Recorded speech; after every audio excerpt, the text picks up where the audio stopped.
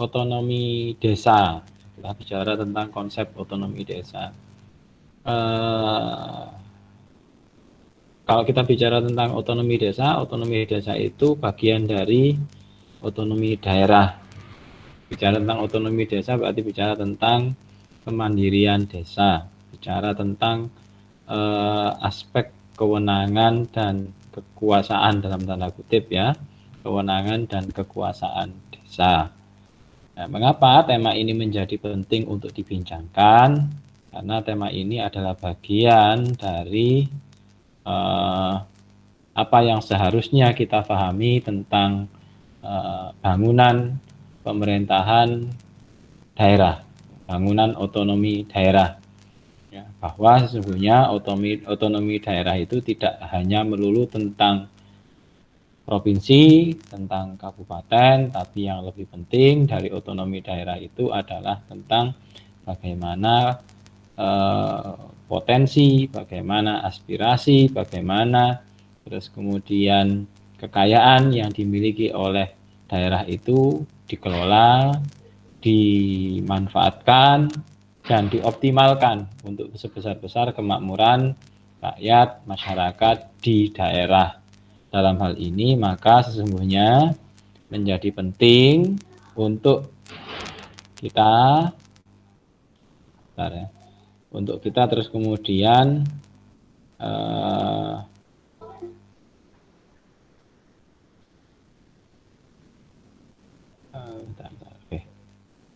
menjadi penting untuk kita memahami otonomi desa.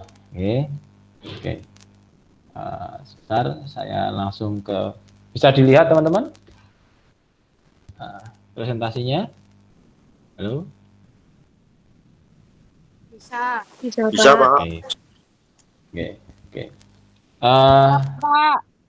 Untuk itu terus kemudian di materi yang kemarin saya bagikan di e-learning itu ada tulisan-tulisan saya yang itu tersangkut paut dengan otonomi desa.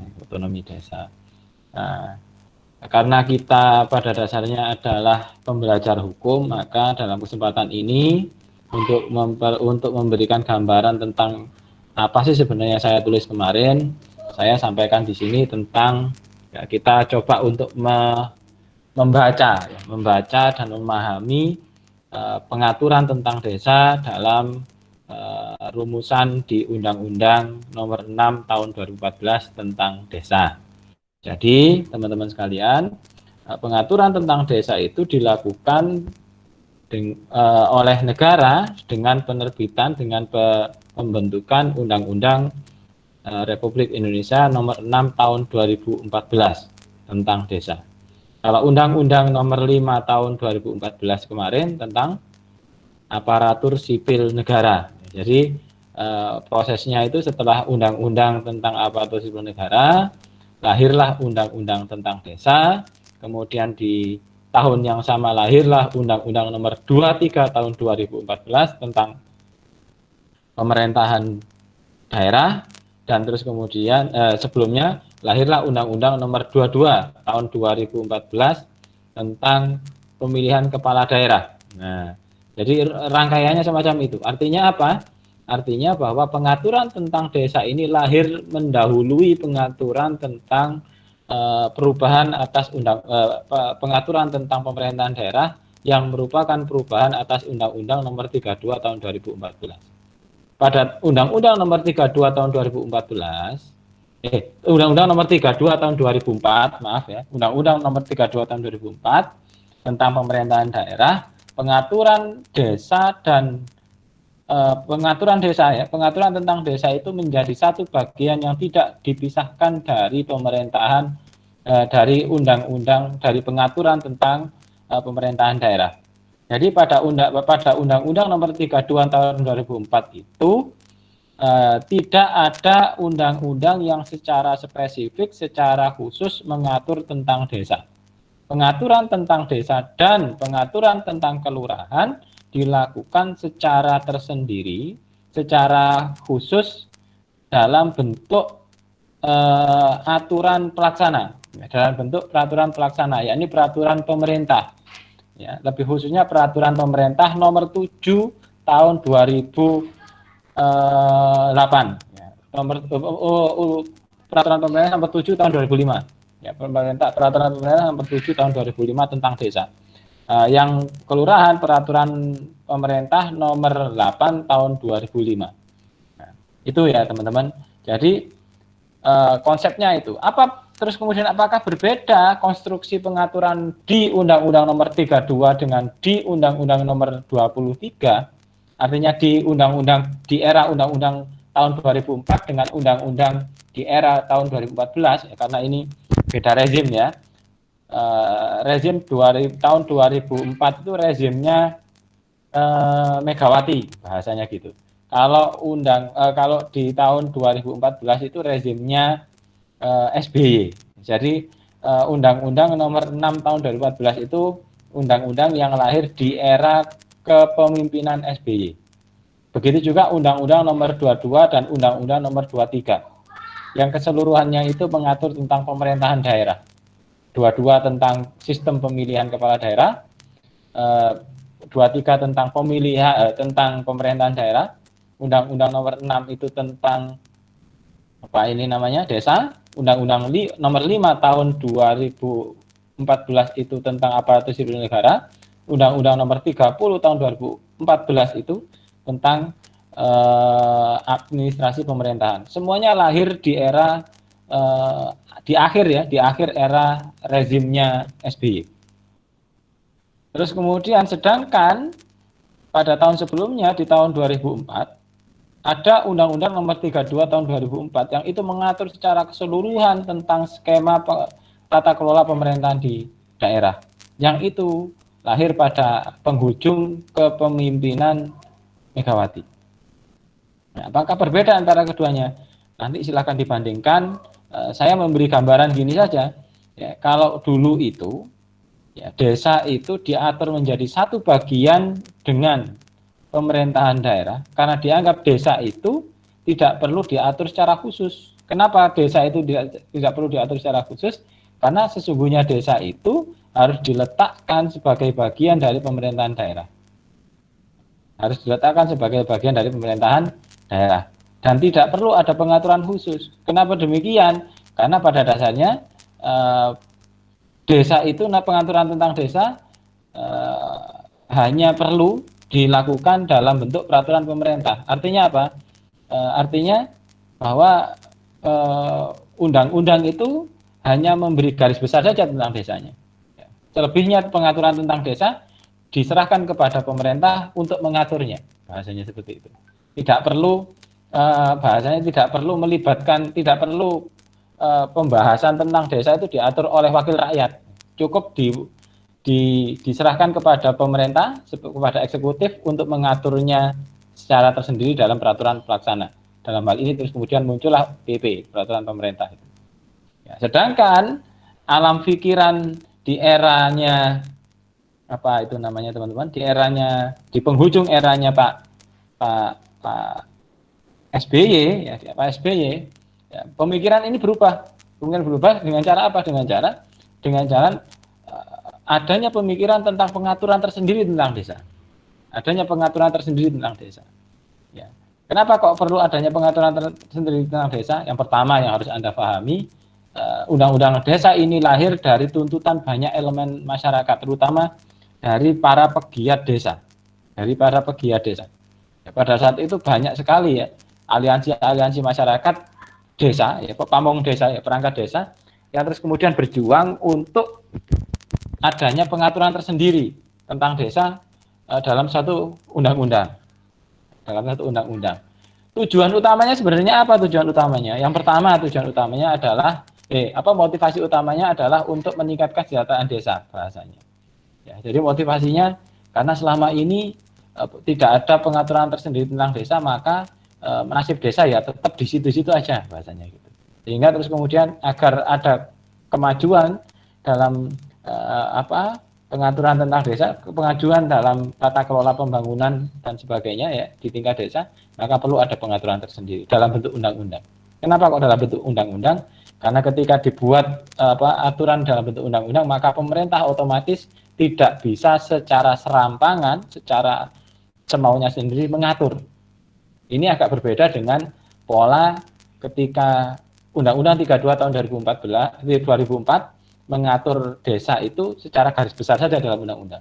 Karena diatur secara garis besar saja dalam undang-undang, maka secara otomatis pemerintah, ya, dalam hal ini eksekutif, ya, presiden dan kementerian memiliki keleluasaan terus kemudian untuk membuat pengaturan secara tersendiri, yang itu bisa jadi terus kemudian tidak sesuai dengan harapan tidak sesuai atau bahasanya pemerintah itu kan di pusat, ya, di negara, di apa itu teman-teman, di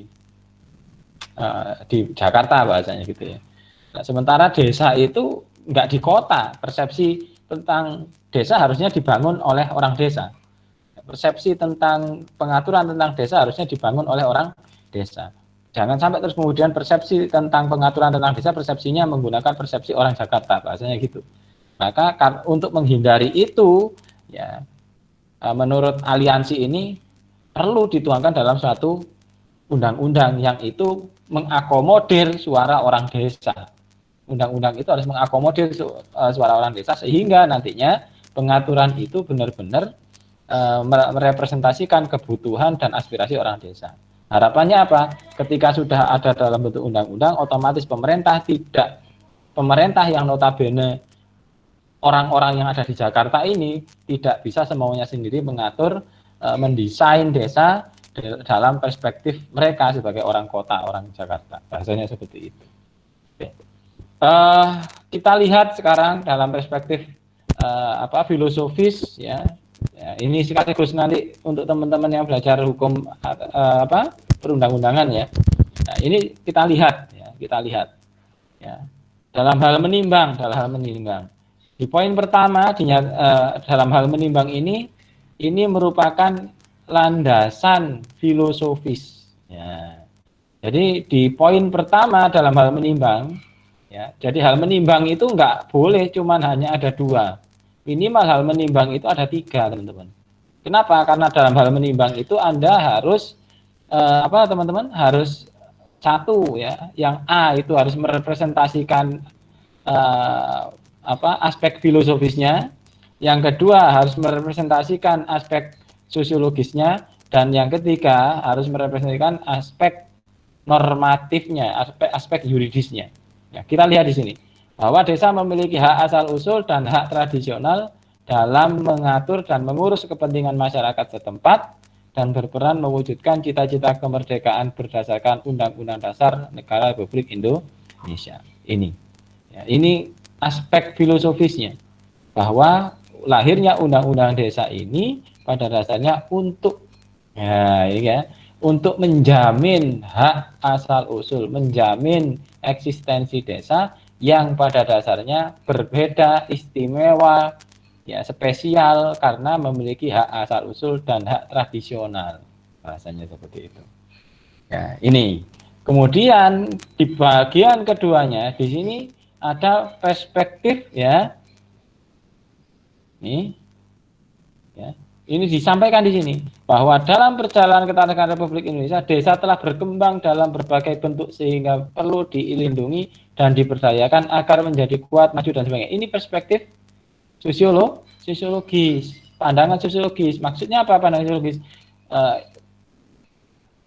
Hal menimbang dalam aspek kedua ini mempertimbangkan perkembangan desa, mempertimbangkan aspek fenomena perkembangan desa sejak era awal kemerdekaan hingga sebelum atau pada masa akan lahirnya undang-undang ini. Dalam hal ini, terus kemudian pada era tahun 2014. Jadi sampai dengan 2014 itu konstruksi sosiologis dari pedesaan semacam ini, ya, bahwa desa itu dalam perjalanannya telah berkembang dalam berbagai bentuk sehingga perlu dilindungi. Nah, itu, ya, desa telah berkembang dalam berbagai bentuk. Ya, apa saja bentuknya? Macam-macam. Ada desa adat, ada desa adat, ada desa pakraman, ada desa eh, administratif ya kalau zaman dulu ya. Terus kemudian ada kelurahan ya. Ini ada berbagai macam bentuk desa yang muncul pada saat itu.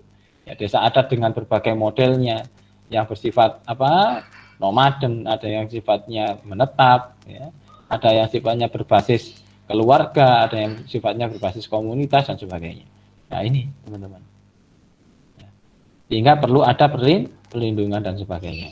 Kemudian di bagian ketiga, nah ini bisa jenengan lihat ini, ya. Bisa jenengan lihat. Ada aspek kajian pertimbangan yuridis bahwa desa dalam susunan dan tata cara penyelenggaraan pemerintahan, nah ini ya, dan pembangunan perlu diatur tersendiri dengan undang-undang. Kenapa demikian? Karena secara yuridis tidak ada selama ini pengaturan dalam undang-undang tidak pernah dilakukan, khususnya pada masa reformasi. Ya, jadi pada masa reformasi pengaturan tersendiri tentang desa ini tidak pernah dilakukan. Padahal pada masa Orde Baru pun sesungguhnya pengaturan tentang desa ini dilakukan secara tersendiri.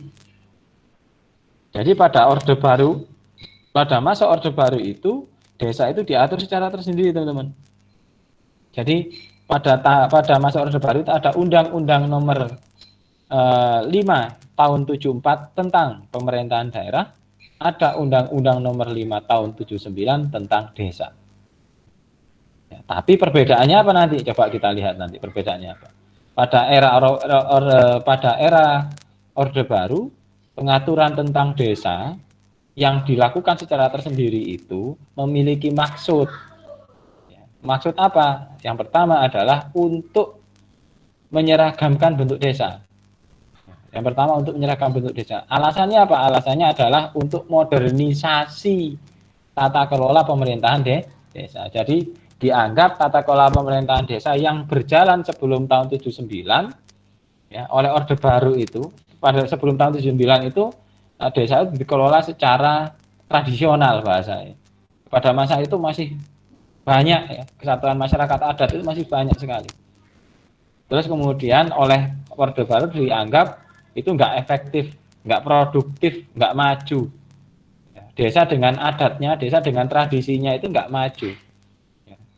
Akhirnya bahasa Pak Harto itu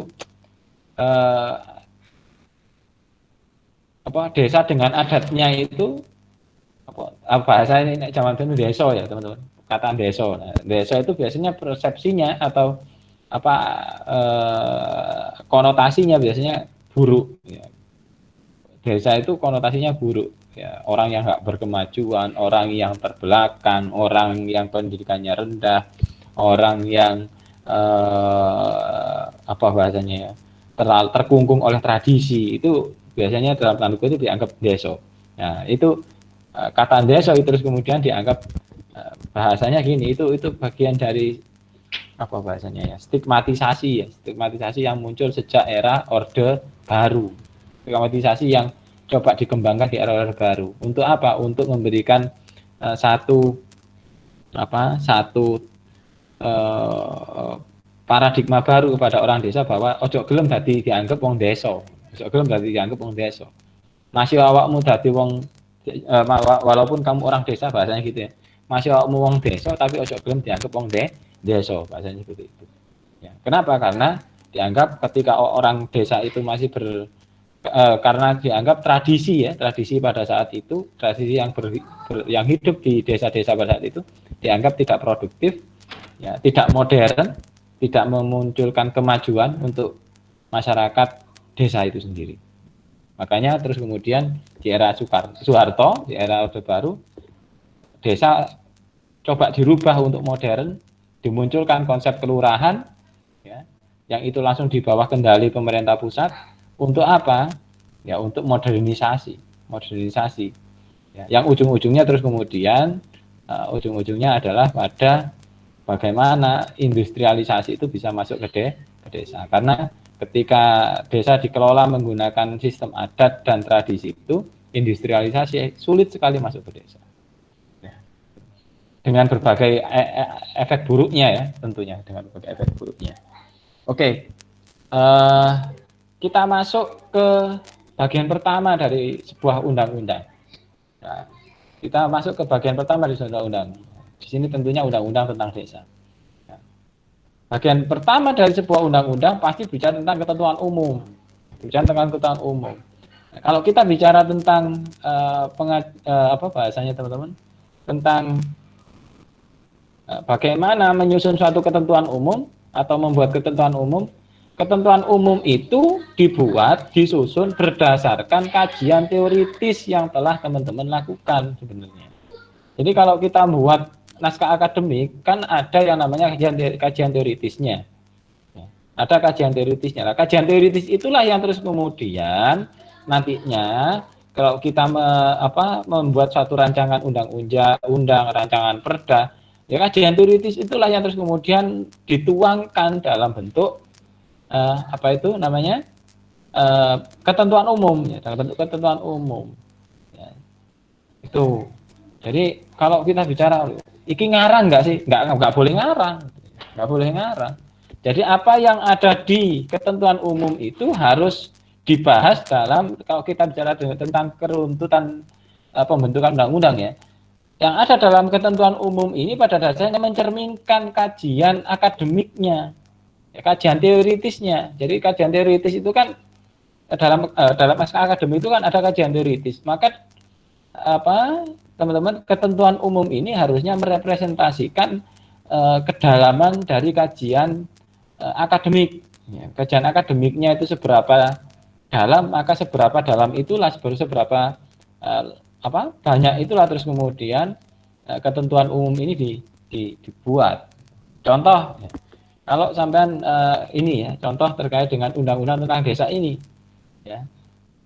Di sini ada ketentuan umum. Yang pertama tentang desa, yang kedua tentang pemerintahan desa, yang ketiga tentang pemerintah desa, yang keempat tentang badan pemusyawaratan desa. Berarti dalam naskah akademik itu nantinya, ya, dalam naskah akademik yang mendasari adanya undang-undang desa itu pasti dibahas tentang konsep desa. Apa sih konsep desa itu? Desa itu konsepnya apa sih? Terus kemudian di dalam desa itu ada instrumen apa saja sih? Contohnya ya, yang menjadikan desa itu ada, yang menjadikan desa itu ada, definisi desa itu apa? Dari definisi pendefinisian desa itu contoh, terus kemudian muncul konsep-konsep ini. Konsep desanya itu apa? Pemerintahan desa itu apa? Pemerintah desa itu apa? Badan pemusyawaratan desa itu apa? Ya, konsep terus kemudian di dalam teorinya, teori demokrasi, pembagian kekuasaan. Maka pada pembagian kekuasaan ada eksekutif, legislatif, yudikatif. Maka muncullah konsep pemerintah desa sebagai eksekutif, legislatif itu harusnya apa? Oh, dijeneng noai badan pemusyawaratan desa, itulah legislatif, eksekutif, yudikatifnya seperti apa? Hal yang semacam ini yang harus dilihat dalam pembentukan undang-undang. Bahwa pembentukan undang-undang itu nggak boleh asal. Ya, membuat rancangan perda itu, rancangan undang-undang itu nggak boleh asal. Ya, penyusunan suatu pasal itu harus memiliki landasan dalam naskah akademiknya, bahasanya seperti itu. Oke, sekarang kita masuk ke substansi definisinya. Dalam undang-undang ini, dalam undang-undang nomor 6, undang-undang nomor 6 tahun 2014 ini, desa difahami sebagai, ya, ini ya, desa adalah desa dan desa adat, atau yang disebut dengan nama lain. Artinya apa? Artinya dalam undang-undang ini istilah desa itu hanyalah istilah yang bersifat representasi. Jadi desa itu, istilah desa di sini adalah istilah yang bersifat representasi atau merepresentasikan dari sebuah konsep, ya, hanya merepresentasikan dari sebuah realitas, merepresentasikan dari sebuah realitas bahwa di Indonesia ada yang namanya desa dengan berbagai istilahnya, bahasanya itu. Sehingga terus kemudian muncullah istilah yang mewakilkan, ya, istilah yang mewakili, bahasanya gitu ya. Istilah yang mewakili desa, desa adat, atau bentuk atau istilah desa yang lain, ya, istilah apa? Istilah komunitas, persekutuan yang lain, ya, yang setingkat dengan desa itu dinyatakan atau di undang-undang ini dianggap atau digunakan istilahnya desa. Ya, adalah kesatuan masyarakat hukum, ya, kesatuan masyarakat hukum, ya, yang memiliki batas wilayah yang berwenang untuk mengatur dan mengurus urusan pemerintahan pemerintahan. Di sini jelas sampai sini ya. Sampai sini jelas bahwa desa itu adalah kesatuan masyarakat hukum yang memiliki batas wilayah. Jadi di desa itu persepsinya adalah suatu masyarakat, kesatuan masyarakat yang di dalamnya dia memiliki hak, kewajiban dan kewenangan karena dia ada masyarakat hukum subjek. Ya, dia kesatuan masyarakat hukum, jadi satu kesatuan yang bersifat utuh ya, sebagai suatu kesatuan masyarakat hukum yang memiliki batas wilayah yang berwenang untuk mengatur dan mengurus urusan pemerintahan. Jadi kesatuan ini, kesatuan masyarakat hukum ini dia punya kewenangan untuk mengatur, mengurus urusan pemerintahan. Artinya memiliki kewenangan, memiliki otonomi. Ya, bahasanya ya. Memiliki otonomi. Jadi masyarakat desa itu adalah sekumpulan masyarakat ya, yang dia memiliki otonomi, ya, otonomi kemandirian untuk apa? Untuk mengatur, mengurus urusan pemerintahan. Kepentingan masyarakat setempat berdasarkan prakarsa masyarakat. Nah, di sini otonominya. Hak asal usul, ya, pengakuan atas adat istiadat di sini ya, dan atau hak tradisional yang diakui dan dihormati dalam sistem pemerintahan negara Republik Indonesia. Dari pengertian ini teman-teman, maka pada dasarnya ya, desa itu memiliki otonomi, kewenangan untuk mengatur, mengurus urusan rumah tangganya sendiri. Ya, yang itu ya, otonomi itu ya, didasarkan atas prakarsa, artinya bahwa otonomi kemandirian itu landasan utamanya adalah prakarsa masyarakat. Jadi apa bahasanya ya, kemandirian itu harus ditopang oleh kemampuan masyarakat desa untuk ngelola awake dhewe ya, harus ditopang atas dasar kemampuan masyarakat desa untuk berprakarsa. Ya, terus kemudian di dalam otonomi desa itu diakui apa yang disebut dengan hak asal usul dan hak tradisional. Hak asal usul dan hak tradisional itu diakui dan dihormati. Ya, diakui dan dihormati ini, tapi terus kemudian ada batasannya. Batasannya apa? Dalam sistem pemerintahan negara Kesatuan Republik Indonesia. Artinya apa? Hak asal usul dan hak tradisional itu yang diakui dalam konteks otonomi desa itu, dalam konteks desa itu boleh mengatur urusan rumah tangganya, mengatur kepentingan masyarakatnya, itu boleh ya, berdasarkan hak asal usul, berdasarkan hak tradisional. Selama hak asal usul dan hak tradisional itu tidak bertentangan dengan prinsip-prinsip negara Kesatuan Republik Indonesia. Sedangkan prinsip-prinsip negara Kesatuan Republik Indonesia itu salah satu prinsip dasarnya adalah ya, adanya kesatuan tata urutan peraturan perundang-undangan. Artinya apa? Hak tradisional ini juga harus selaras dengan nilai-nilai yang ada dalam konstitusi. Tuh. Jadi tradisi yang ada di desa, yang diakui, yang dihormati, yang bisa digunakan untuk mengatur menata kelola pemerintahan desa itu adalah tradisi ya, hak asal usul yang sesuai dengan nilai-nilai konstitusi, yang tidak bertentangan dengan konstitusi. Contohnya apa? Contohnya ya, di dalam konstitusi dinyatakan bahwa permusyawaratan prinsip dasar demokrasi adalah musyawarat untuk mufakat. Ya, maka pada dasarnya adalah pemilihan kepala desa contohnya. Pemilihan kepala desa itu di suatu masyarakat itu boleh dilakukan secara otonom. Boleh dilakukan secara otonom berdasarkan hak asal usul dan hak tradisional selama ya, otonomi penyelenggaraan kepala desa itu tidak bertentangan dengan prinsip-prinsip dasar yang pertama tadi itu, tata urutan peraturan perundang-undangan. Yang kedua, tidak boleh bertentangan dengan konstitusi. Contoh, ya, di suatu masyarakat adat tertentu, di mana adatnya itu masih hidup, ya, terus kemudian di dalam masyarakat adat yang adatnya masih hidup itu diakui adanya suatu sistem pemerintahan yang bersifat penunjukan.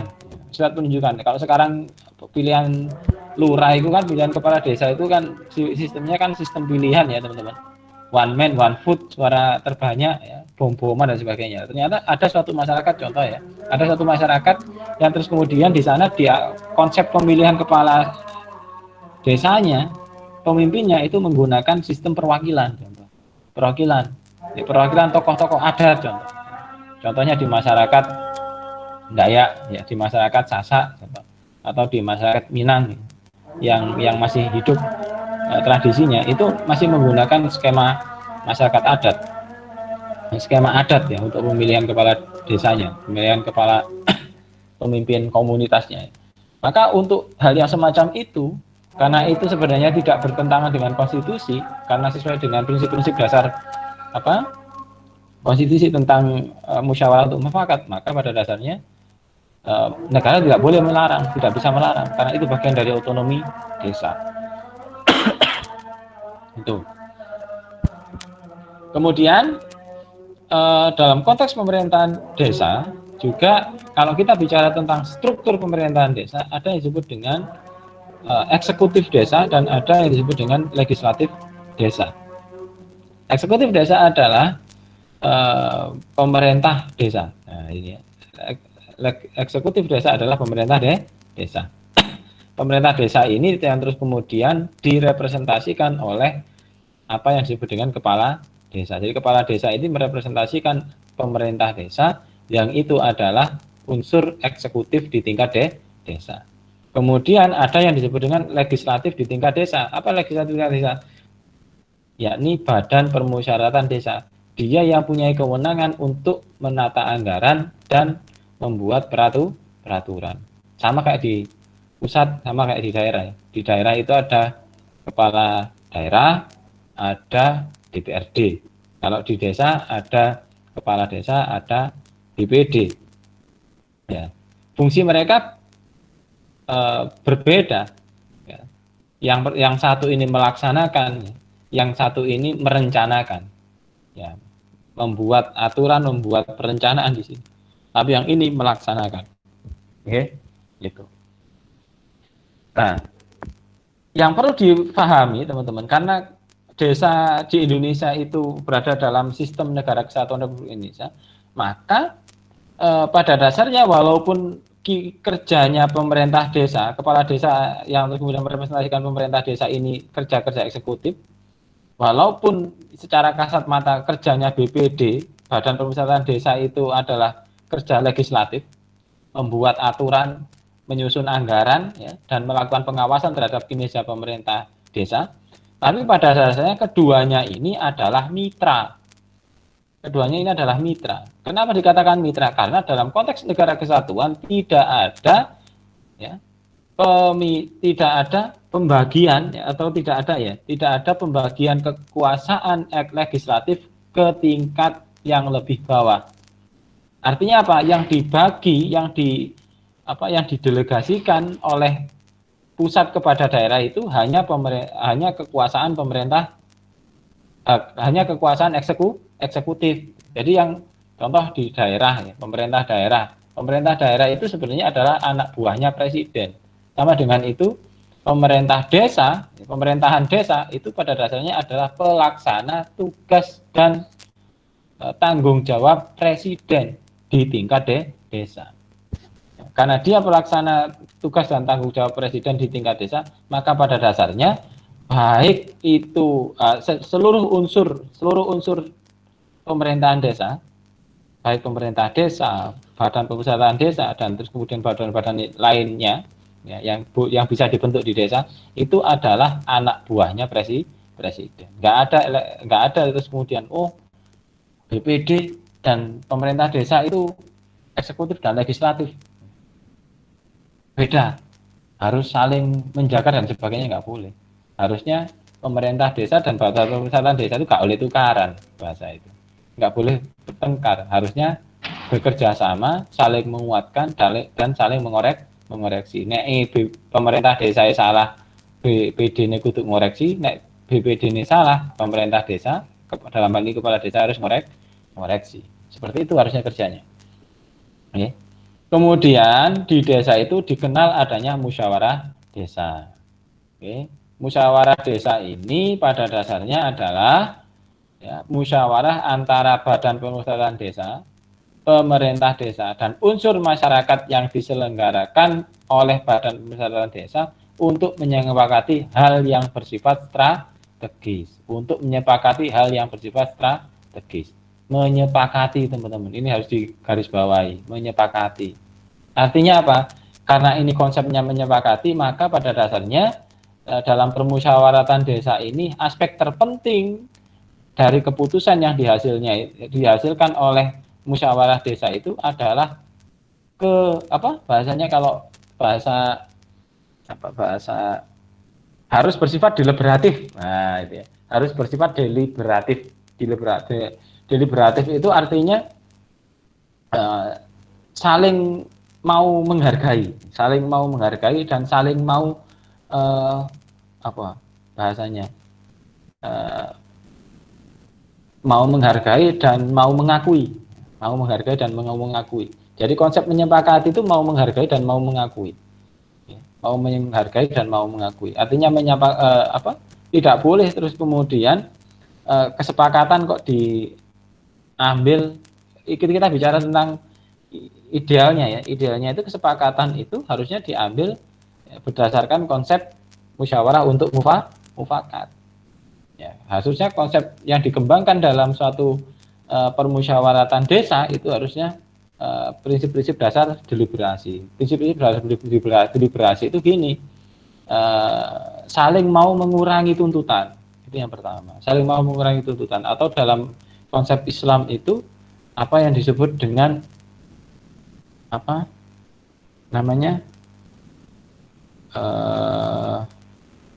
syuro. Nah, musyawarah kan syuro ya.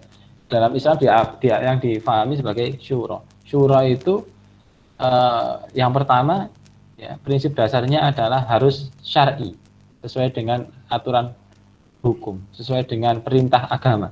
Dan yang kedua, prinsip dasar syuro itu adalah harus saling mau menghormati dan menghargai. Konsep menghormati dan menghargai itu dituangkan dalam bentuk harus saling mau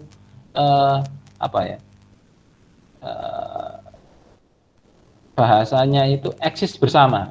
Harus mau saling eksis bersama. Jadi nggak boleh saling mengalahkan. Konsepnya harus eksis bersama. Ya, eksis bersama itulah yang terus kemudian harusnya ada dalam suatu kesepakatan yang dibentuk di tingkat pemerintahan desa. Ya. Kemudian, nah ini teman-teman, ada konsep yang tidak ada pada eranya Undang-Undang Nomor 32 Tahun 2004, yakni konsep tentang badan usaha milik desa.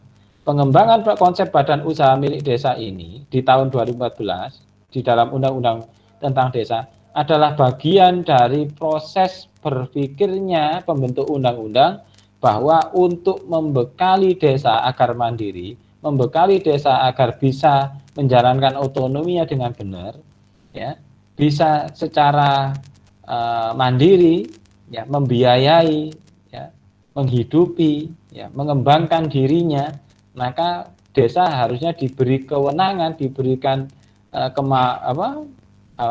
modal, ya, diberikan fasilitas untuk mengembangkan dirinya.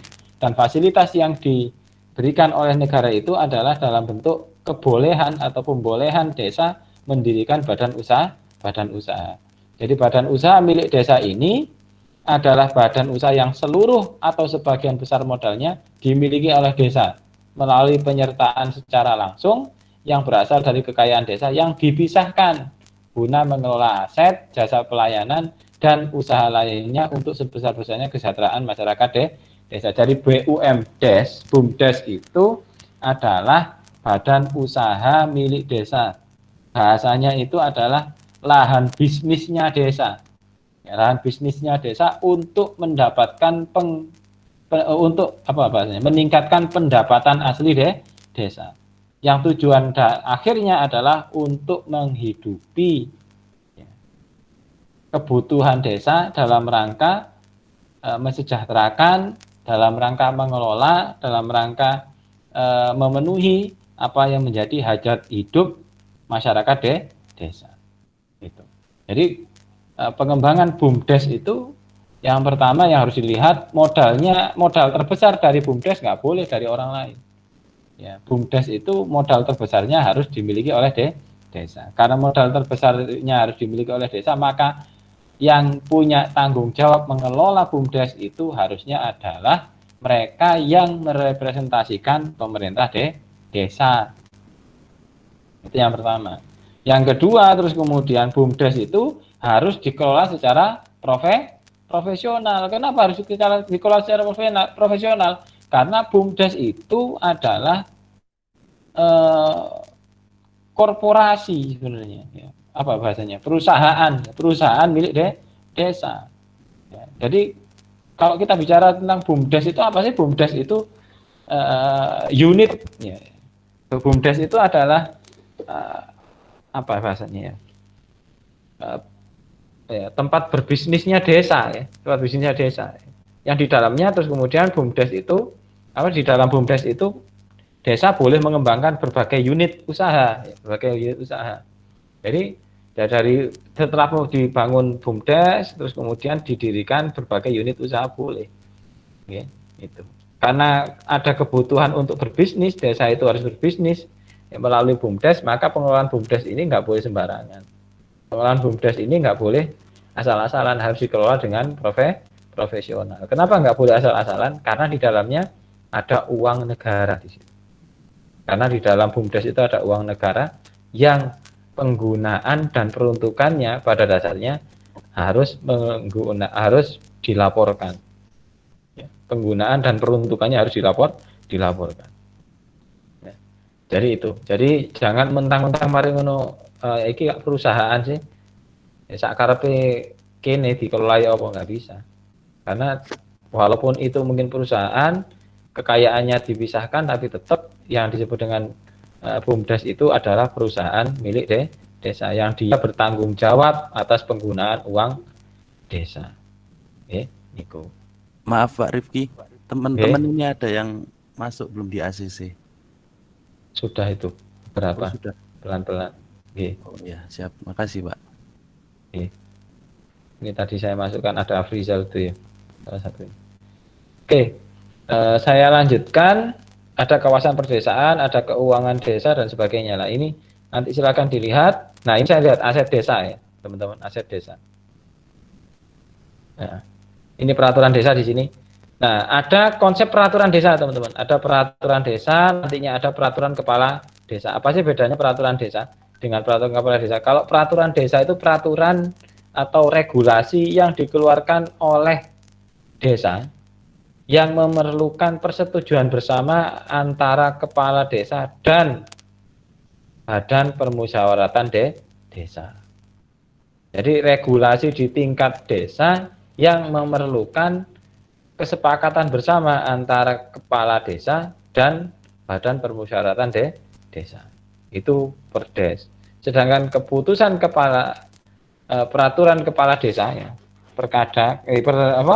keputusan kepala desa ya, keputusan kepala desa itu tidak membutuhkan teman-teman, tidak membutuhkan persetujuan pada dasarnya, tidak membutuhkan persetujuan BPD. Nah, ini. Jadi tidak perlu persetujuan BPD.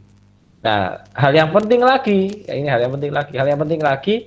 perdes itu berbeda dengan perda maupun undang-undang maupun aturan pelaksanaan perdes itu berbeda dengan peraturan daerah dan peraturan-peraturan dan undang-undang yang lain di atasnya perda. Perdes itu kalau yang undang-undang, peraturan pelaksana seperti peraturan pemerintah, terus kemudian perda itu kan butuh adanya naskah akademik bahasanya. Ya, undang-undang butuh ada naskah akademik, perda butuh naskah akademik. Tapi terus kemudian kalau perdes tidak perlu naskah akademik. Ya. Kenapa kok perdes nggak perlu naskah akademik?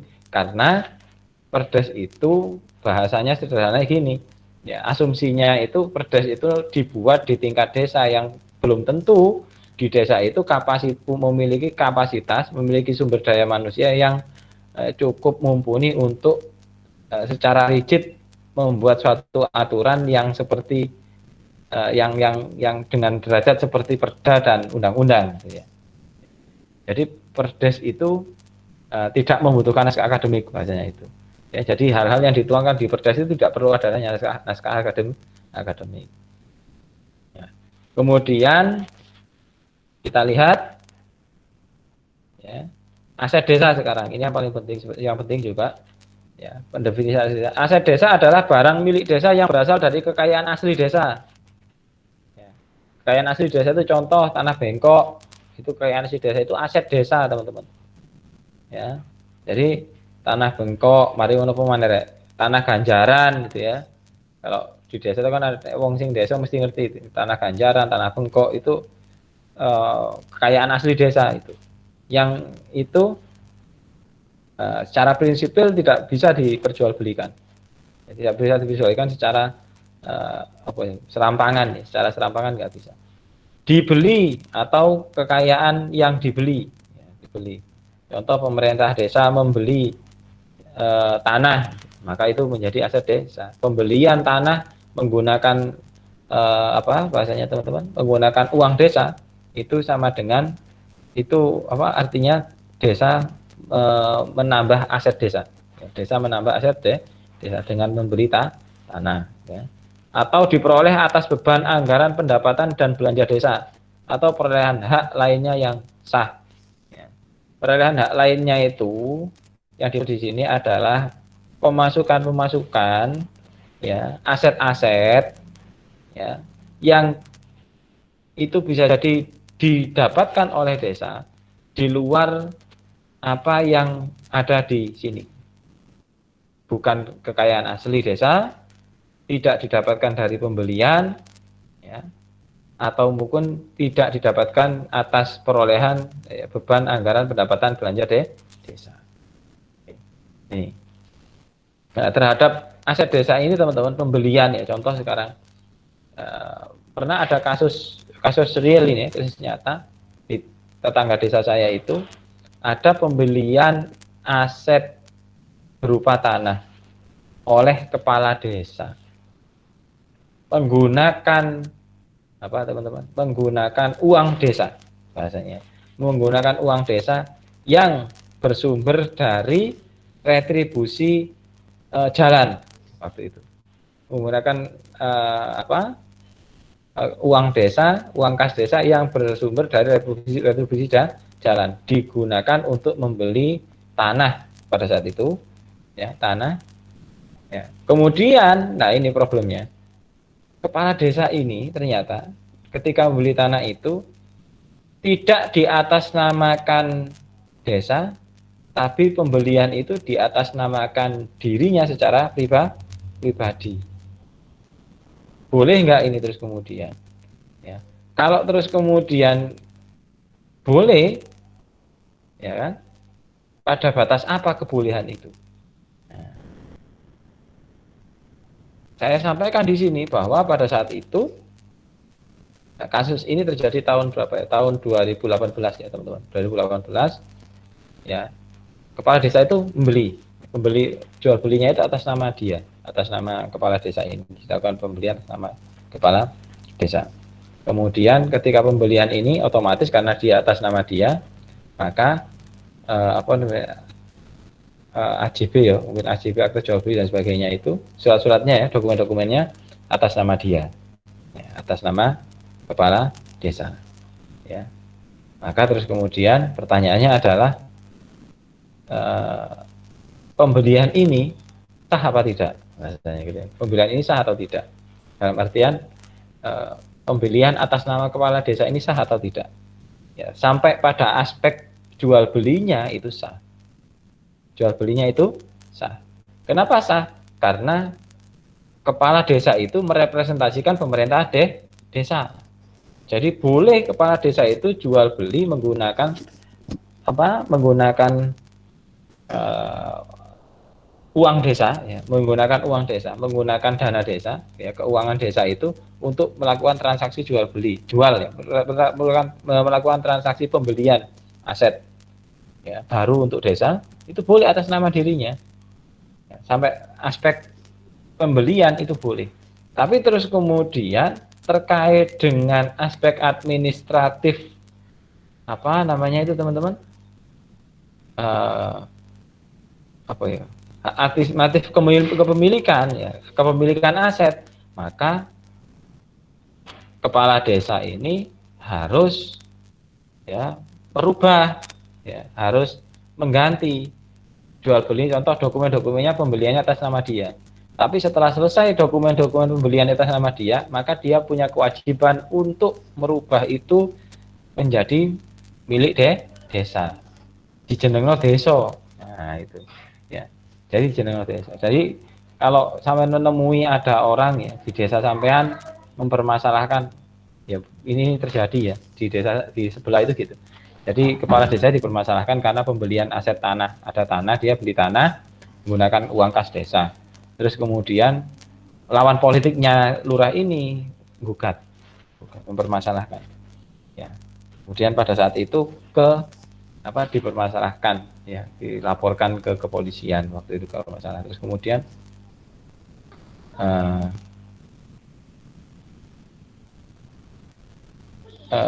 kebetulan waktu itu saya dimintai sebagai saksi ahli, saya sampaikan itu. Jadi sampai pada tahap jual belinya itu kepala desa itu berhak mewakili desa untuk jual beli. Bahkan dokumen-dokumennya kalaupun dia atas nama dia itu boleh. Sama juga boleh. Kenapa? Karena dengan sendirinya, ya, pembelian aset menggunakan uang, pembelian aset atas nama dia itu dia sebagai kepala desa. Jadi bahasanya gitu, pembelian aset walaupun itu menggunakan nama dia, kalau itu sumber keuangan yang digunakan untuk jual beli itu adalah desa, maka pada dasarnya dia membeli atas nama kepala desa, atas nama jabatannya. Maka kewajiban kepala desa hanyalah tinggal membalikkan bahasa, ya kan? Merubah saja sebenarnya. Dari yang tadinya itu di dokumen-dokumen milik dia dirubah menjadi milik desa. Sederhana itu. Dan waktu itu kasusnya aman, tidak bermasalah. Sampai pada saat itu tidak bermasalah. Ya, akhirnya bebas, ya. Cukup bahasanya waktu itu. Waktu itu karena ditahan, ya. Akhirnya setelah kasus itu selesai, lolos dia, tidak jadi dihukum, ya, jadi dihukum, dan dia tetap jadi kepala desa. Nih. Jadi hati-hati kalau untuk itu, terutama di konflik-konflik tentang aset desa ini, hati-hati. Apalagi, ya, pemerintah pusat, pemerintah daerah, sebenarnya yang paling penting itu ada yang skema hidup dengan musrenbang, ya, musyawarah perencanaan dan pembangunan. Ya, dalam konsep pembangunan desa, dalam konsep pembangunan di area pedesaan itu dikenal adanya musyawarah perencanaan dan pembangunan. Ya, musrenbang itu biasanya digunakan untuk, ya, untuk menentukan orientasi pembangunan di suatu desa, di suatu daerah, ya, baik dalam jangka menengah, jangka panjang, ya, jangka menengah maupun tahunan. Kalau tahunan tadi itu, ya, ada musyawarah desa. Ya, kalau untuk jangka menengah itu RPJMN, ya, rencana pembangunan jangka menengah, ya, biasanya itu melalui proses apa yang disebut dengan musrenbang itu. Jadi di desa ada yang seperti itu. Oke, ini asas. Nah, asas, kalau terkait dengan asas ini, kalau ini teman-teman, kalau kita nyusun undang-undang, satu peraturan atau undang-undang itu selera, ya, ada selera, ya teman-teman, ada selera. Ada orang yang seleranya itu memasukkan asas ke dalam ke dalam rumusan aturan, ke dalam norma, ya, ke dalam rumusan pasal, ya. Contoh seperti ini, ya. Dan ini kita akan sering menjumpai di banyak undang-undang. Ya, pengaturan desa berasaskan 1, 2, 3, 4, 5, 6. Padahal mereka nggak sadar, ketika pengaturan desa berasaskan 1, 2, 3, 4, 5, 6, pada dasarnya dia sudah menormakan asas. Menormalkan asas dan membatasi, ya, keberlakuan asas. Termasuk dia membatasi kemungkinan, ya, penggunaan asas-asas lain dalam praktek penyelenggaraan pemerintahan desa, atau dalam, kalau kita bicara undang-undang secara umum ya, ketika dalam satu undang-undang itu dia mencantumkan azas, maka secara konseptual azas ini sudah beralih menjadi norma yang harusnya bersifat metanorma menjadi norma.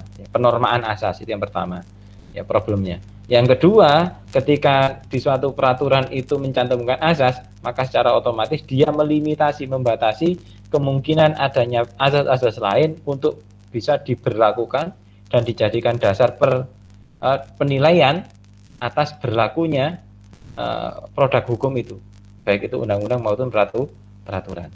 Jadi ini selera sih ya, ini selera pembentuk undang-undang. Ada pembentuk undang-undang yang tidak senang ya memasukkan asas ke dalamnya, atau terus kemudian ada yang pembentuk undang-undang itu yang senang di produk perundang-undangan yang dia buat itu ada secara spesifik mencantumkan asas. Ini akan menarik kalau sampean coba untuk melihat di bagaimana Belanda ya, bagaimana Belanda membuat aturan. Ya, bagaimana Belanda membuat aturan. Bagaimana Belanda membuat atau merumuskan suatu produk perundang-undangan. Ya, contoh di AWB, Argumen Wetbestur.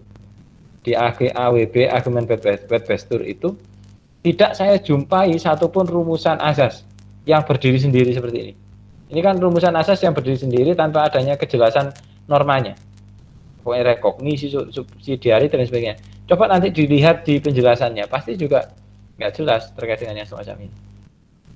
Pasti di penjelasannya cukup jelas, biasanya gitu. Ya, tapi kalau di Belanda enggak. Di Belanda itu pencantuman azas itu tidak seperti ini. Pencantuman azas itu dinormakan, dituangkan dalam suatu bentuk norma. Kalau ini kan dituangkan apa adanya dalam suatu azas. Kalau di Belanda, contoh di AWB itu pada dasarnya hal-hal yang diatur di AWB itu terkait dengan prinsip-prinsip apa namanya, asas-asas umum pemerintahan yang baik, asas-asas umum pemerintahan yang baik, ya di AWB itu dituangkan dalam bentuk rumusan norma, ya dituangkan dalam bentuk rumusan norma, ya tidak dituangkan seperti apa adanya seperti ini. Jadi di Belanda nggak lazim seperti ini sebenarnya. Tapi di Indonesia masih lazim. Contohnya apa? Nanti silahkan dibuka berbagai undang-undang, undang-undang pendidikan, Sisdiknas, undang-undang tentang otonomi pemerintahan desa, pemerintahan daerah, undang-undang administrasi pemerintahan, sama semuanya seperti ini. Ya, mencantumkan azas di dalamnya. Apakah boleh? Ya, kalau itu terkait dengan tadi itu ya, selera. Ya. Seneng, ada orang suka rawon, ada orang suka pecel ya. Ya kita nggak bisa menyalahkan selama itu tidak, selama dia konsisten. Konsistennya gini, nek awakmu senengi rawon ya bahasanya gini, awakmu senengi rawon ya nilailah rawon itu. Kamu harus konsisten ya. Rawon itu ya ngono iku, ojo kepingin rawon kok mari dicampur karo apa bumbune rawon kok njaluk rasane kayak pecel, nggak bisa. Ya, yang namanya makan rawon ya bumbune kayak ngono, bentuknya kayak ngono gitu. Nah, gitu kan ya. Begitu juga undang-undang, kalau kita bicara tentang memasukkan azas dalam satu undang-undang, selera kita memasukkan azas ini dalam bentuk seperti ini, maka kita harus sadar konsekuensi, harus konsisten bahwa satu ya tadi itu ya, dengan mencantumkan seperti ini maka kita sudah melimitasi kemungkinan azas yang lain untuk diberlakukan. Yang kedua, maka dengan masuknya yang semacam ini maka kita sesungguhnya sudah melimitasi keberadaan azas yang harusnya sebagai metanorma menjadi sebuah norma. Karena semacam ini maka sesungguhnya kebutuhan yang mendasar bagi pembuat undang-undang adalah bagaimana terus kemudian ini bahasanya. Contoh rekognisi itu di mana sih terus kemudian ini diatur. Nah, itu loh bahasanya. Subsidiarity ini digunakan untuk sebagai dasar, sebagai asas yang pengaturan yang mana sih? Harus jelas sebenarnya itu. Ya. Jangan sampai terus kemudian dicantumkan seperti ini tapi gak jelas. Ya, contoh rekognisi ini di mana sih? Ya, terkait dengan yang mana sih yang rekognisi ini? Subsidiarity ini ya terkait dengan yang mana sih? Kekeluargaan ini yang mana sih? Harus jelas, itu. Harus semuanya dituangkan dalam pengaturan-pengaturan yang ada di bawahnya. Jangan sampai terus kemudian hanya dicantumkan tapi nggak jelas mau di apa bahasanya di terkait dengan pasal yang mana nggak jelas. Harus jelas ya. Itu konsekuensinya. Oke, saya lanjutkan. Nah, ini setelah seperti ini ya tadi ya, jadi asas ini selera ya, sampai nanti mau membuat perda itu mau dikasih asas di dalamnya lah boleh, nggak dikasih juga nggak masalah, karena itu selera saja. Kemudian yang paling jelas setelah ketentuan umum, maka biasanya ya, yang berisi landasan teoritis, maka di dalamnya setelah itu adalah hasil analisis. Hasil analisis sampean yang dimunculkan di bab 4, bab 4, bab 5 itu ya, itu harus dituangkan ke dalam bentuk pengaturan. Ya, ini hasil analisis dan cakupan norma ya, yang ada di bab 4, bab 5 di naskah akademik itu harus dituangkan dalam bentuk rumusan norma. Contoh ini ya, pengaturan desa bertujuan, contoh ya, aspek tujuan.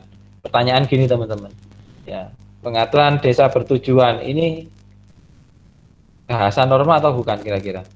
Halo? Pengaturan norma bertujuan itu bahasa norma bukan?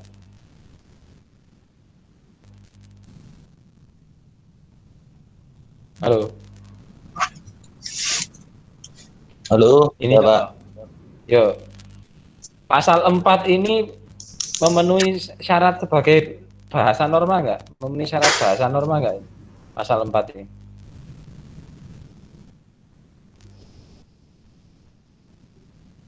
Kira-kira.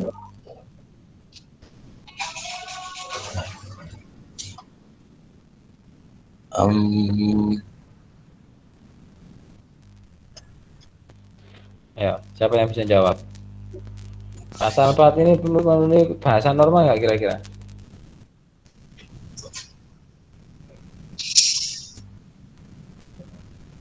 Ya. Bahasa norma kemarin apa? Bahasa norma itu harus bersifat mengatur.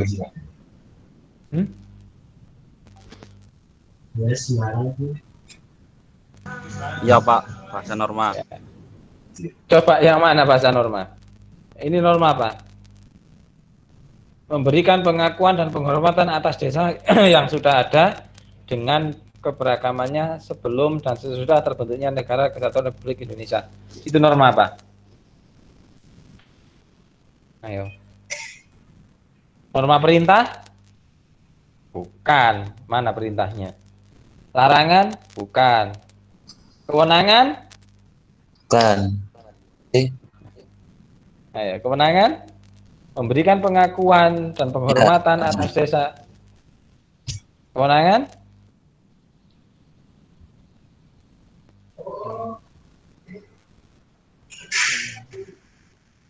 Ya, kewenangan. Mungkin, Pak. Kewenangan apa coba? Mana? Kewenangan apa coba?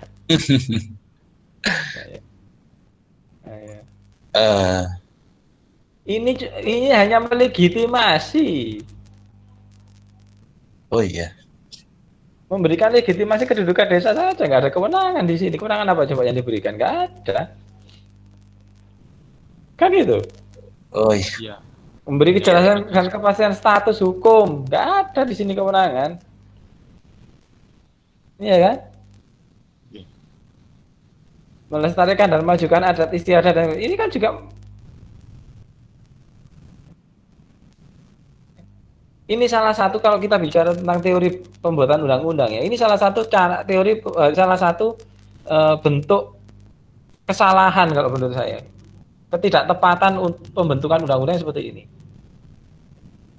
Aspek yang semacam ini, tujuan dari pengaturan itu harusnya tidak dituangkan dalam bentuk norma, dalam rumusan norma yang ada di pasal per pasal.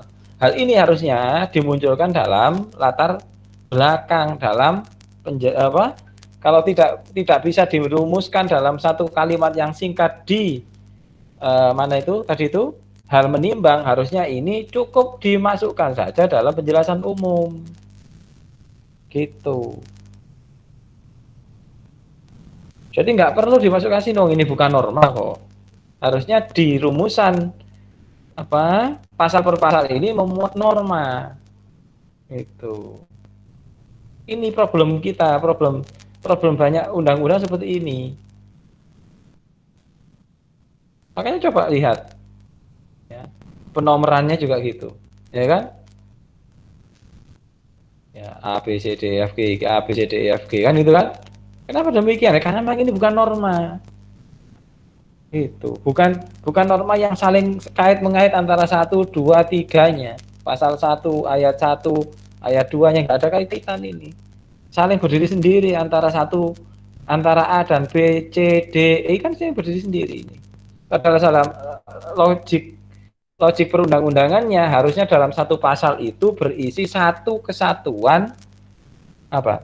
Satu kesatuan bahasa hukum, satu kesatuan rumusan, satu kesatuan apa bahasanya itu? Pemikiran ya, satu kesatuan pemikiran. Itu loh teman-teman. Jadi satu pasal itu harus memuat satu pokok pikiran. Nggak boleh dalam satu pasal itu terus kemudian memuat berbagai pokok pikiran yang terpisah-pisah. Nggak bisa, nggak boleh. Seperti ini kan terpisah-pisah ini. 1, 2, nggak ada hubungannya kok ini dengan ini.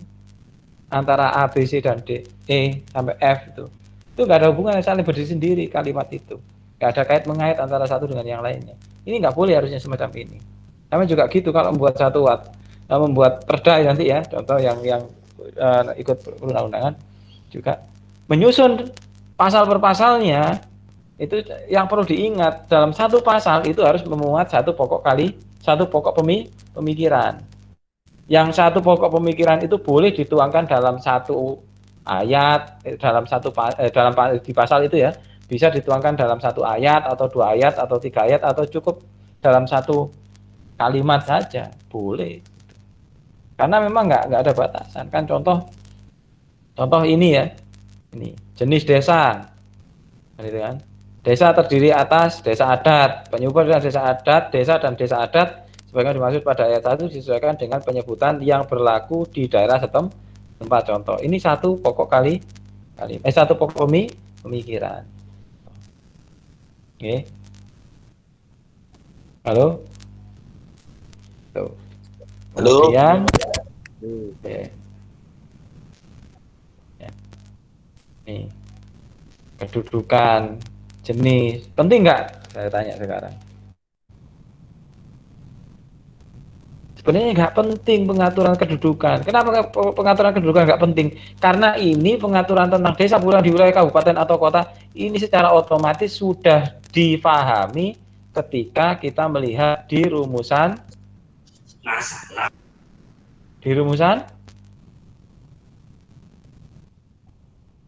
ketentuan umum.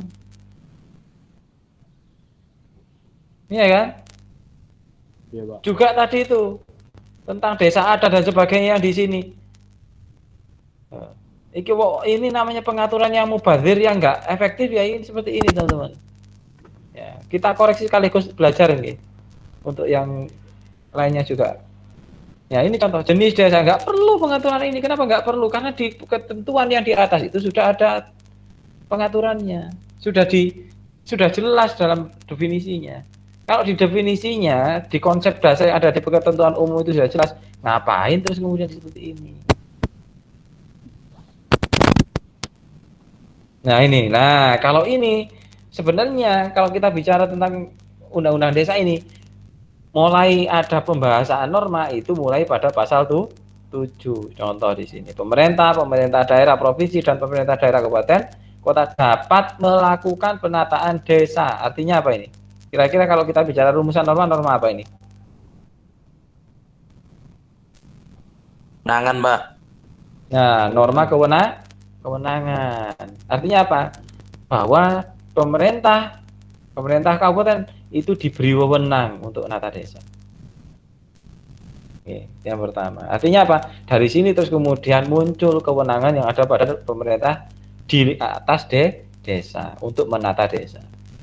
Nah, ini coba. Penataan sebagian maksud pada ayat 1 berdasarkan hasil evaluasi tingkat perkembangan pemerintahan desa sesuai dengan ketentuan peraturan perundang-undangan. Ini batasan kewenangan. Jadi setelah diberi kewenangan, diberi batasan kewenangan. Kemudian di sini penataan sebagaimana disebut pada 1 bertujuan 1, 2, 3, 4, 5, 6. Ini dalam konteks apa? Pengaturan, penormaan ini juga disebut dengan batasan batasan norma kewenangannya. Jadi ketika kita memberikan kewenangan, jangan lupa mengunci dengan memberikan batasan. Ya. Dalam Undang-Undang Cipta Kerja itu kenapa kok dikritik habis-habisan? Karena Undang-Undang Cipta Kerja itu banyak memberikan pengaturan yang merupakan delegasi blanko. Delegasi blanko itu wong DKI kewenangan untuk membuat aturan, diberi delegasi untuk membuat aturan, tapi tidak jelas. DKI cek kosong bahasa, DKI cek kosong. Takarmu sebuah isi apa? Itu delegasi blanko. Nah, ini contoh yang baik untuk pendelegasian kewenangan. Ya, ini contoh yang baik untuk pendelegasian kewenangan. Pemerintah, provinsi, dan kabupaten diberi kewenangan, tapi diberi batasan. Ada batasannya. Ya. Termasuk di sini ruang lingkup. Ya, kewenangan itu terkait dengan ruang lingkup penataan itu apa ya? 1 pembentukan, penghapusan, penggabungan, perubahan status, penetapan desa di sini.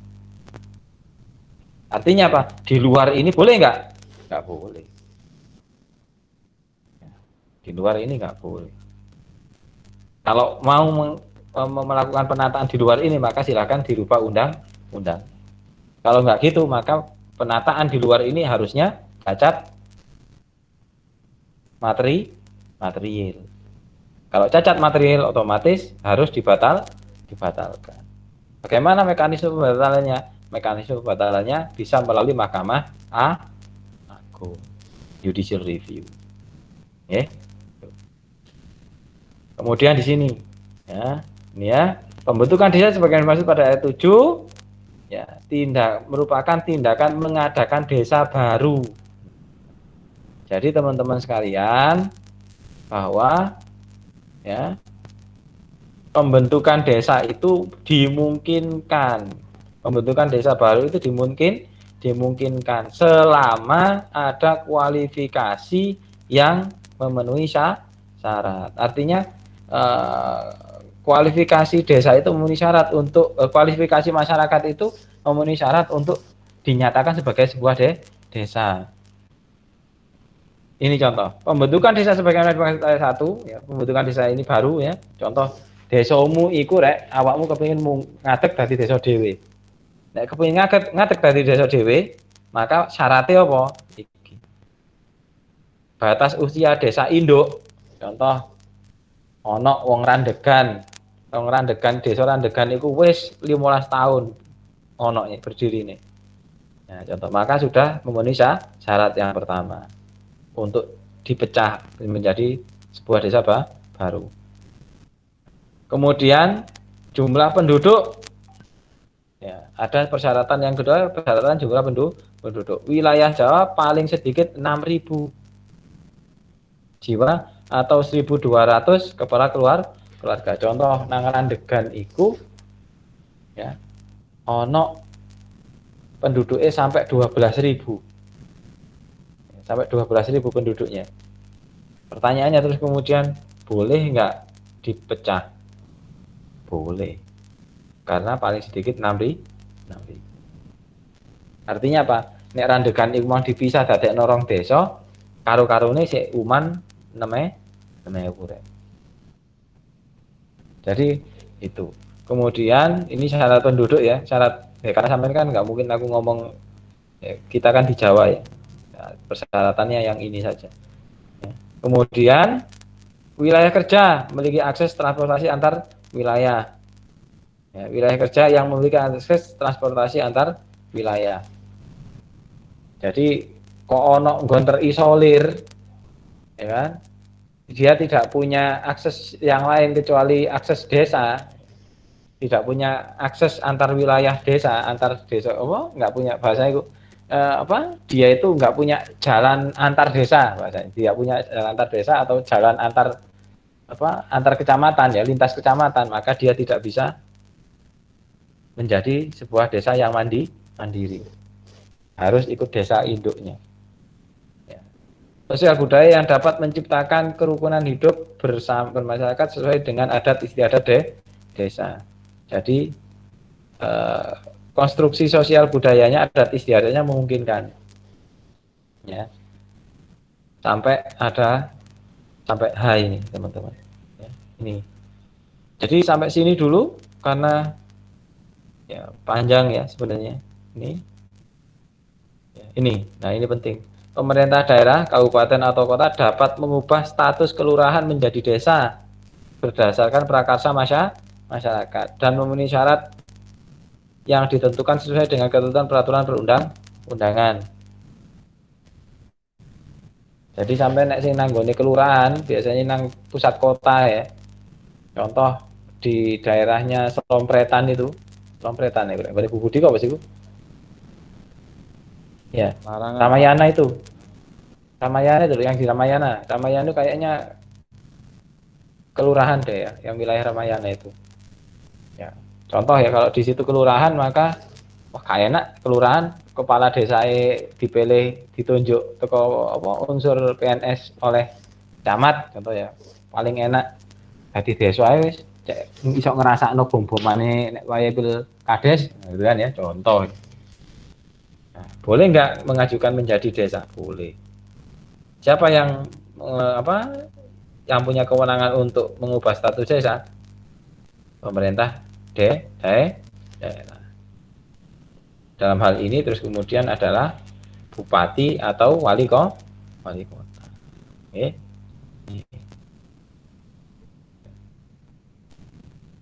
Sampai sini teman-teman ada pertanyaan?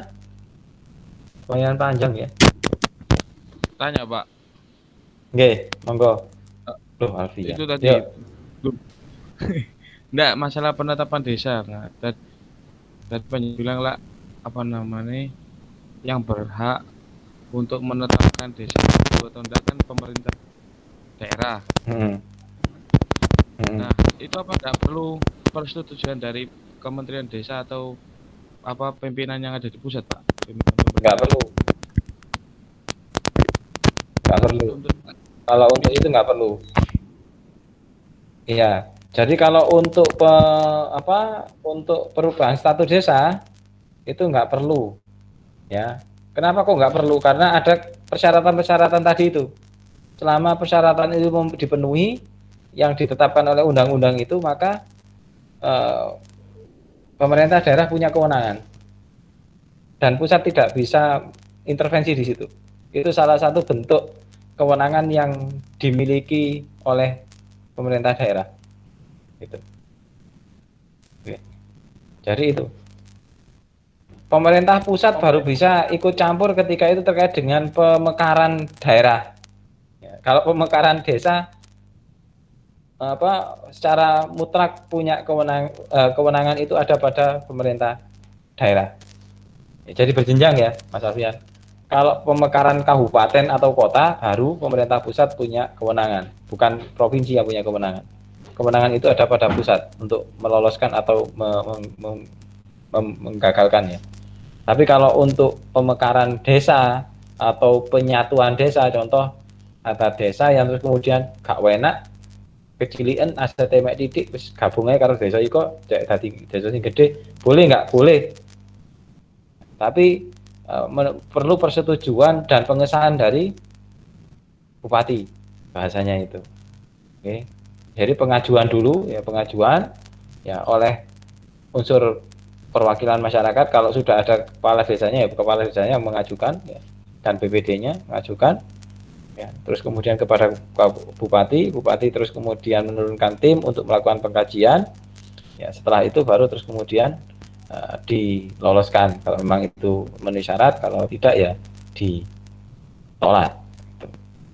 Pemerintah pusat tidak punya kewenangan untuk yang seperti itu. Oke, baik Pak, terima kasih.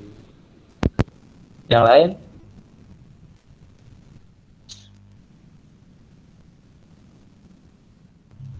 Oke. Kalau nggak ada, saya berikan ya untuk yang terakhir ya, sebelum atau minggu depan mungkin insya Allah ada satu pertemuan lagi terakhir ya. Tapi biar sampean punya waktu yang luang untuk untuk menunaikan kewajibannya. Jadi untuk mata kuliah hukum otonomi daerah tugasnya tidak berbeda seperti yang kemarin. Tugasnya tidak berbeda seperti yang UTS. Ya, cuman temanya terus kemudian harus menyesuaikan dengan tema setelah UTS. Ya, melakukan review artikel. Ya, melakukan review artikel dari tahun ya, periodenya sama, nanti silakan dibagi sendiri, periodenya sama, hanya beda temanya. Temanya saya batasi pada tema-tema otonomi daerah, tema-tema perkuliahan kita setelah UTS. Setelah UTS itu kan ada pilkada ya, ada, terus kemudian kemarin itu kita setelah pilkada ada apa, penyusunan peraturan penyusunan produk hukum daerah. Terus kemudian ini ya, otonomi desa, ya, pemerintahan desa. Ya, ada terus kemudian tentang apa itu kemarin, struktur ya, SKPD itu dan sebagainya itu ya. Silakan nanti dilihat di e-learning, coba saya lihat sendiri e-learning.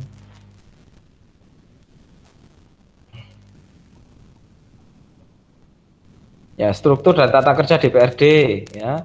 Terus kemudian organisasi dan tata kerja perangkat daerah ya. Jadi temanya organisasi dan tata kerja perangkat daerah contoh. Terus kemudian struktur dan tata kerja DPRD ya. Produk hukum daerah ya, pilkada dan penegakan hukum pilkada, otonomi desa, okay. Jadi itu ya. Nah, terus kemudian materi minggu depan. Dan sampai sini ada pertanyaan teman-teman?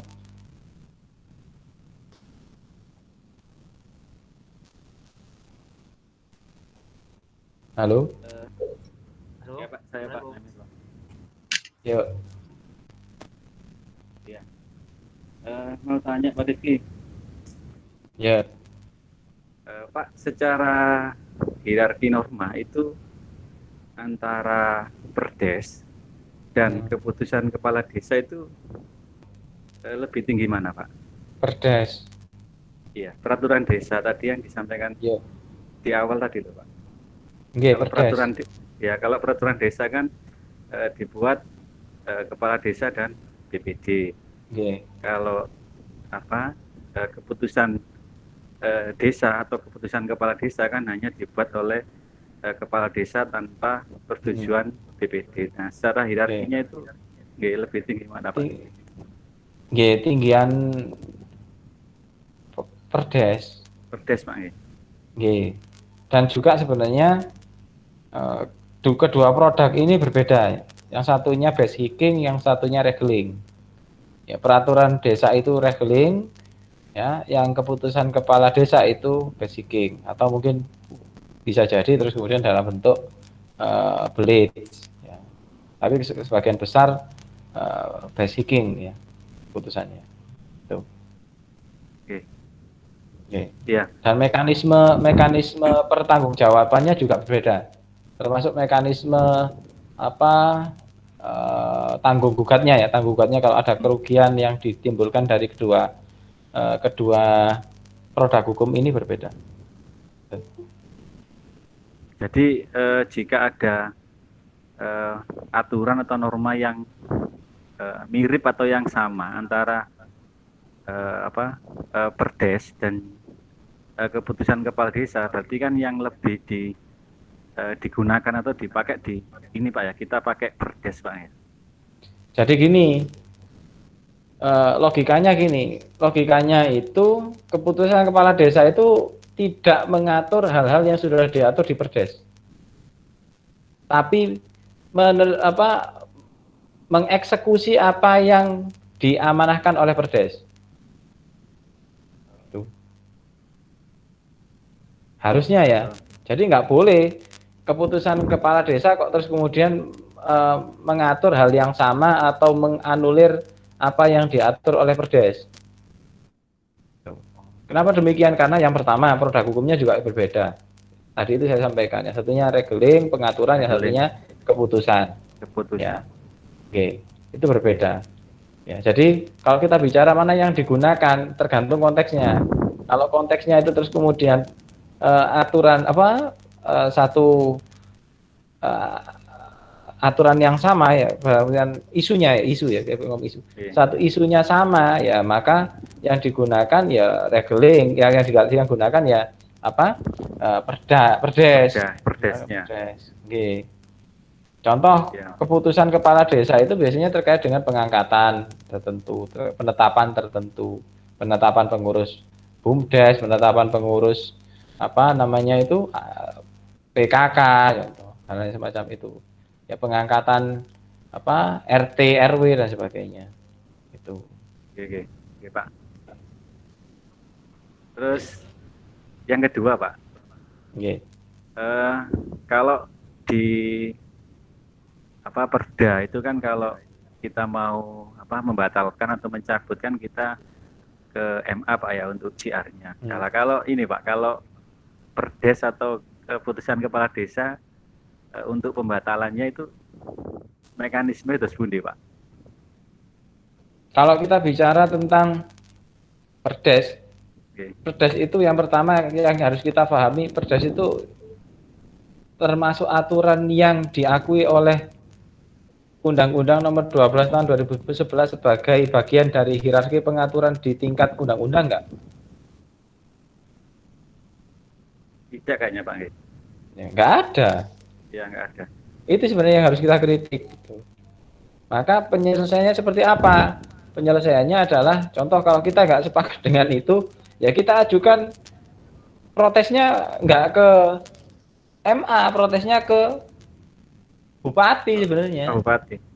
Karena untuk lahirnya suatu perdes itu harus sesuai dengan harus melalui proses review oleh Bupati, oleh apa ngaran nih, pemerintah daerah. Pemerintah daerah, kabupaten ya. Kota.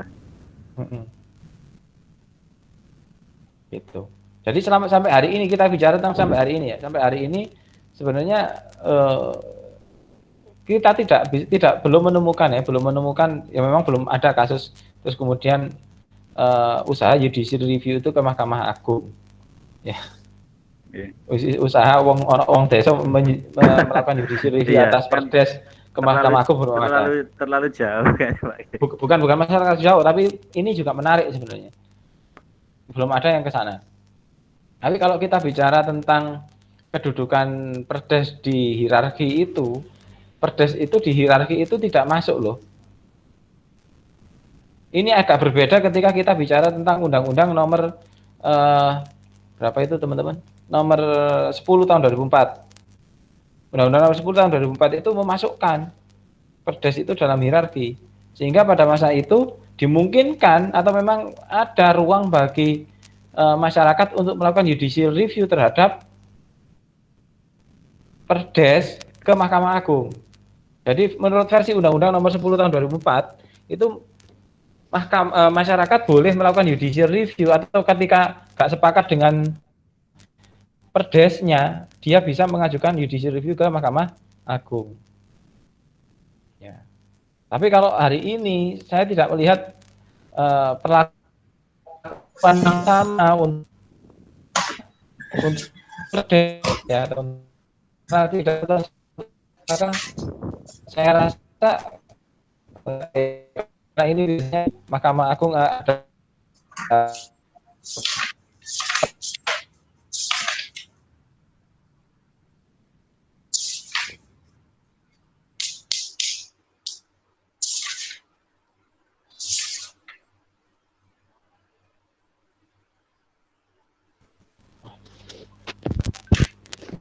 Halo, sampai sini ada pertanyaan lagi? Oke, cukup Pak. Oke. Jadi ada yang menarik sebenarnya terkait dengan keputusan desa. Ya, ada satu kasus ya, kasus RW yang nggak setuju, yang menolak keputusan kepala desanya. Ya.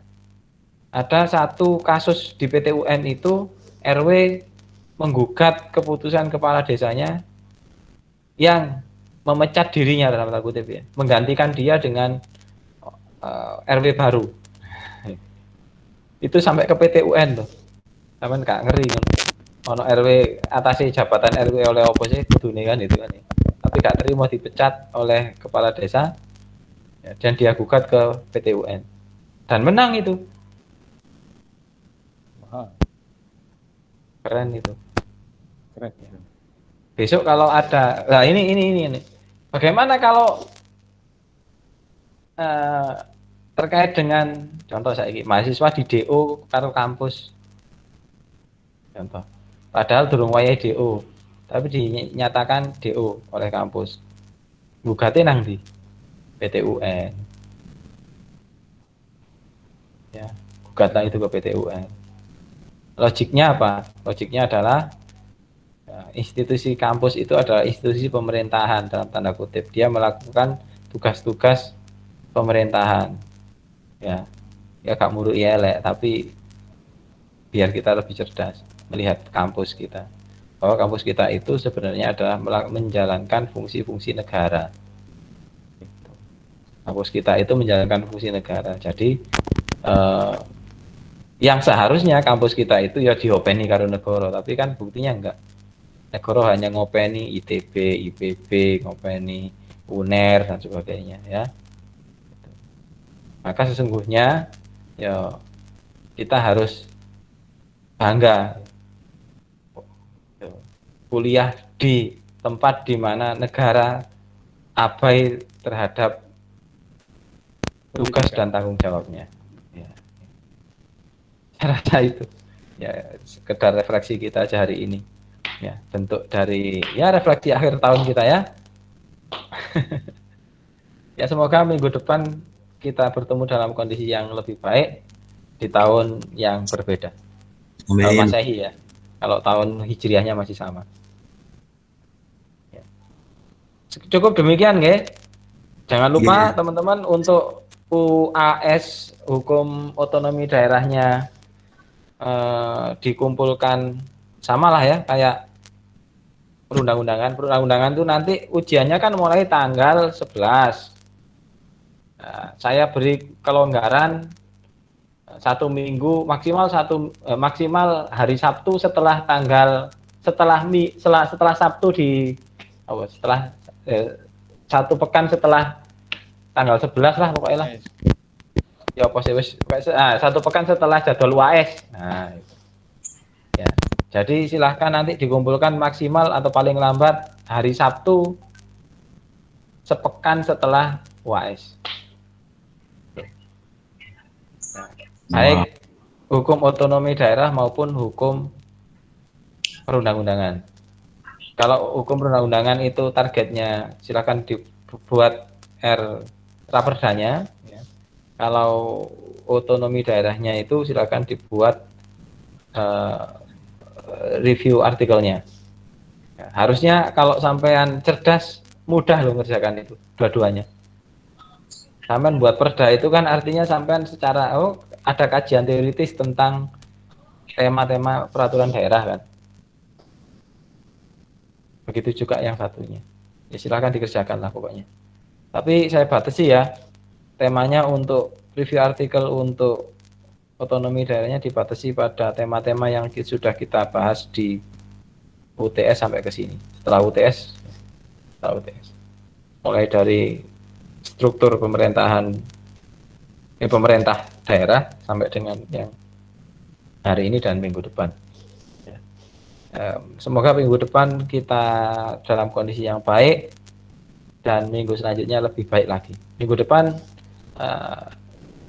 silahkan ndelok e-learning aja ya. Silahkan disimak e-learningnya saja. Terus kemudian untuk yang otonomi daerah ya, kalau yang perundang-undangan saya ingin nanti presentasi satu persatu, paling enggak perwakilan kelompoknya. Saya ingin dengar saja. untuk naskah akademiknya dipresentasikan untuk yang perundang-undangan. Ya, berarti kan hari Kamis ya, Kamis minggu depan. Iya, siap.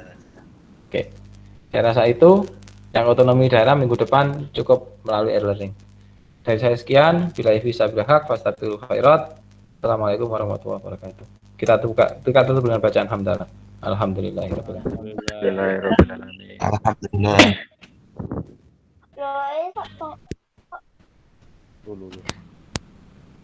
Terima kasih, matur nuwun. Terima kasih, Pak. Nggih, sami-sami.